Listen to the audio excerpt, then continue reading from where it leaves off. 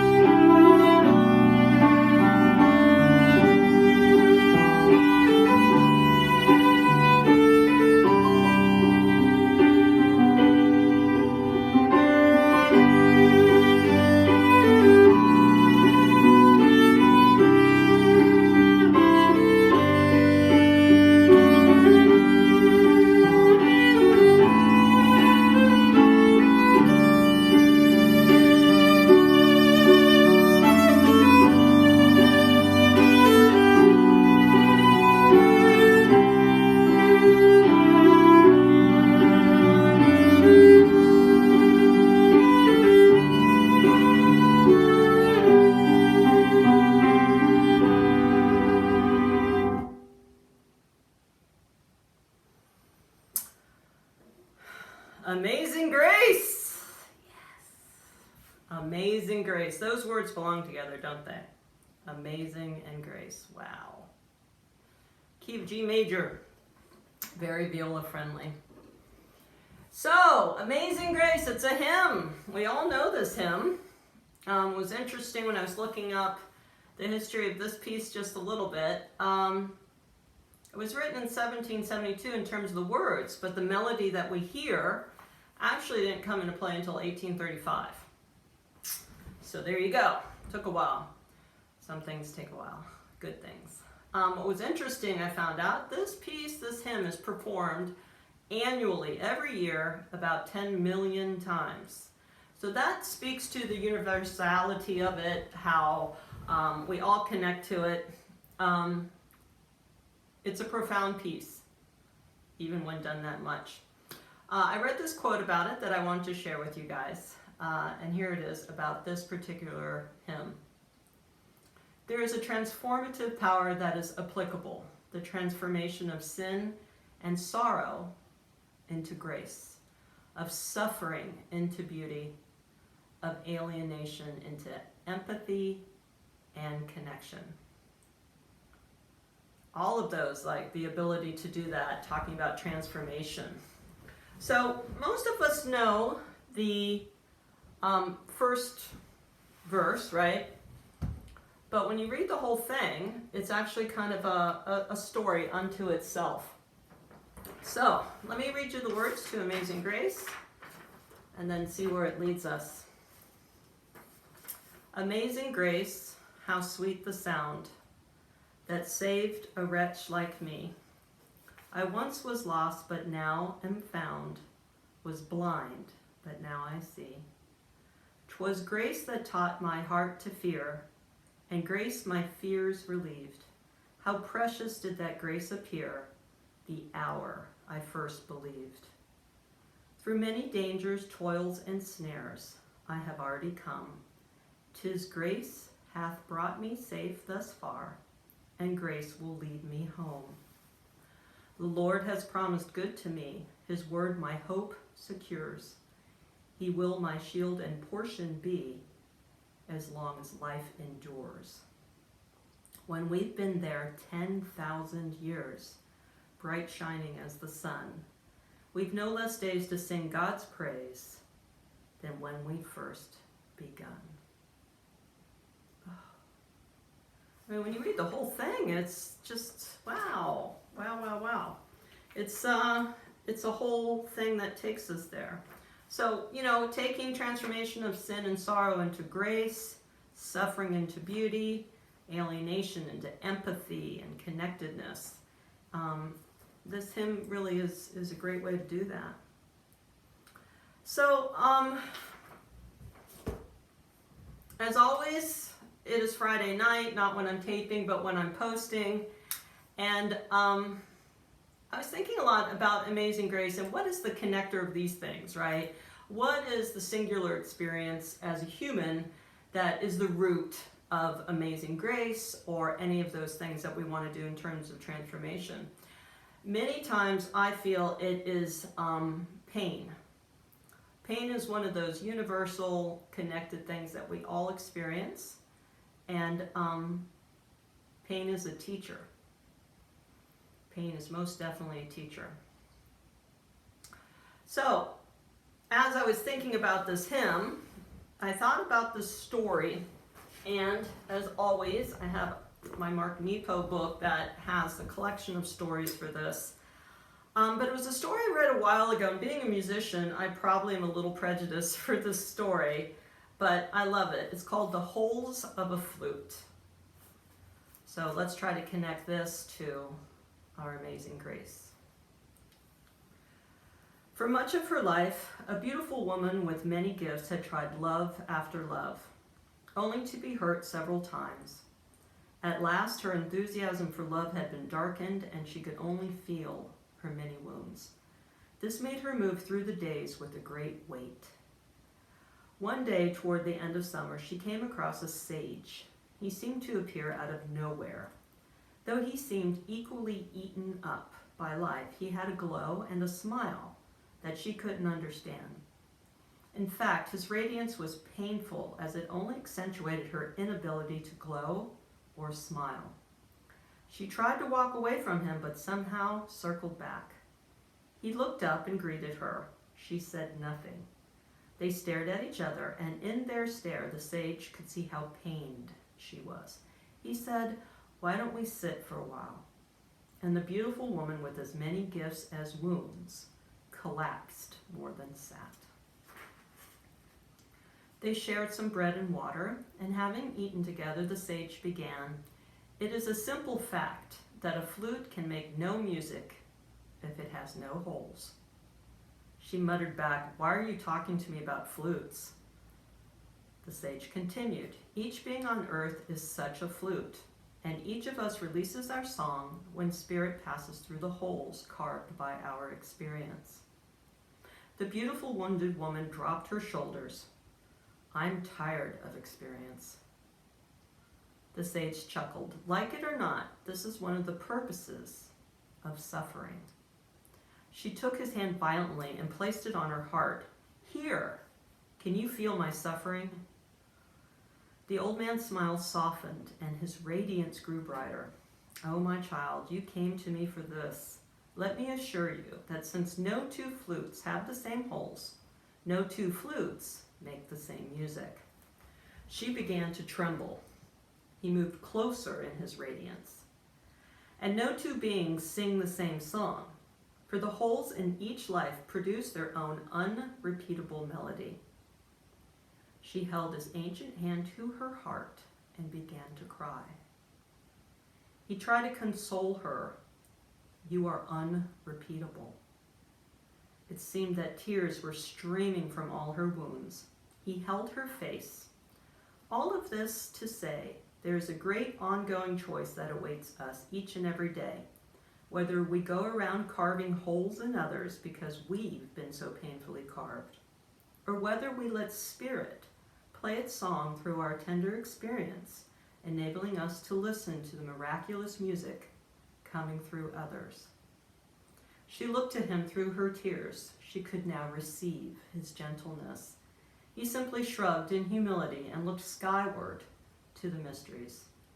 My child, we carve and cry when it is we who are carved in order that we may sing. She rubbed her eyes and took a deep breath. When she looked again, he was gone.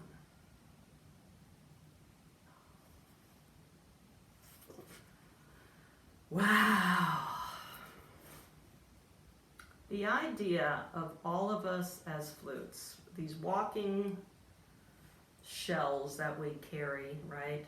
And that perhaps our experiences that have deep roots in pain are our greatest ways to make music, our greatest ways to sing, right? Pain is something, we're kind of trained, I guess, in a way to ignore or stuff it down or bootstrap it or whatever it is that we've been told. I think what is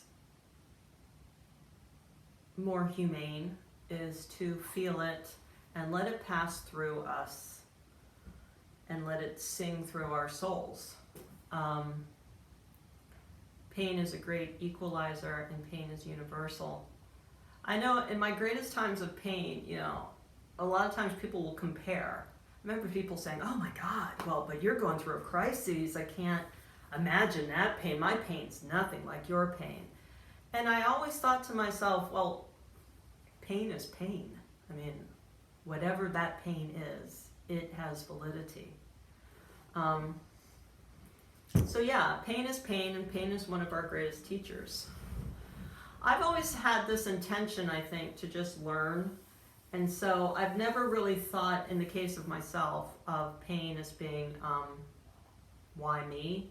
But more like, why not me? If we're all going to have a same experience like this, like pain, then we just have to recognize that fact and sit with it. Amazing Grace and the idea of being a flute. If I could play the flute, I would have done the hymn on the flute, but no go. So I was thinking about transformation and the idea of pain and where does that all fit? And truthfully, I could sit here and just talk for hours about the pain in my life, as we all could, because we all experience it. But I'm going to actually share something that happened to me over the Thanksgiving holidays. I decided to go to Bristow, Virginia, which isn't far from me. Just got in my car and bebopped over there. And there's this monastery that I'd heard about and I'd passed a gazillion times. And I thought, oh, I'm going to stop in there and just see if they're open, right? And what I found was this wonderful grounds, and parts of the grounds were open because of the virus. You're not allowed to go and talk to people. But they had like a teaching garden, and they had just beautiful stuff there.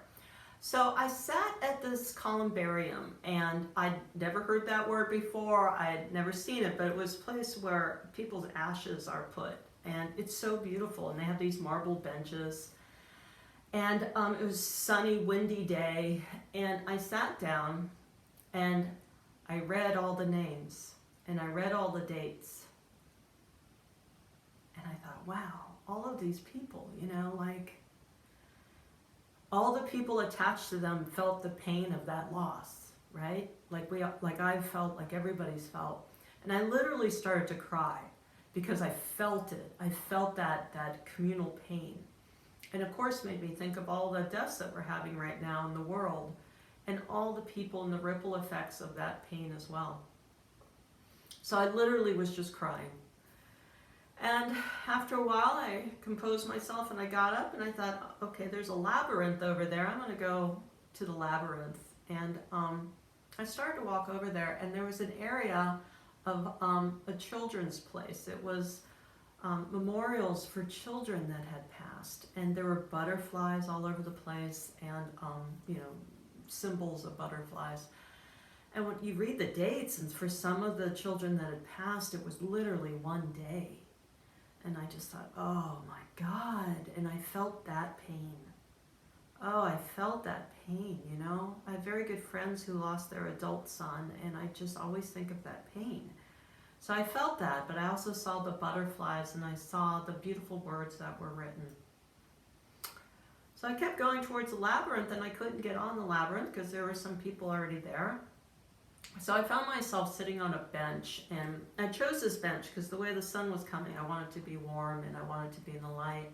And right next to it was a big tree, and the big tree had giant wind chimes, huge, and they were making a lot of sound. And I sat next to that wind chime, and I just closed my eyes, and I literally felt that pain moving through me with the tones of that wind chime. I really felt like the wind chime was playing the holes inside of me that I already possessed and that were touched by seeing the names of all these people that had passed.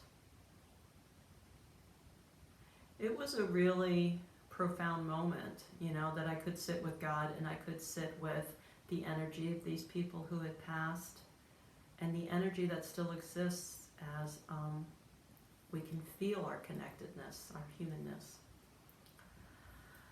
Yeah, so looking at pain, I think right now with this pandemic, we're feeling a lot of pain. It's been kind of a long haul for a lot of folks, you know, closing in on a year soon, I think.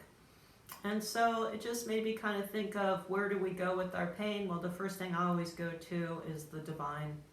And no greater hymn, I think, really represents transformation into grace as Amazing Grace. Yeah. So, you know, don't shy away from the pain. Let it play you. Let it come through you. Let yourself just be full of those holes that we've all earned through our pain and experience. And let it guide us as we move forward in the world and perhaps be kinder, gentler, and more empathetic people because of it. All right, Amazing Grace, the holes of a flute. Thank you for joining me on Friday night. I always enjoy this, and I will see you guys next time. Thanks. Bye.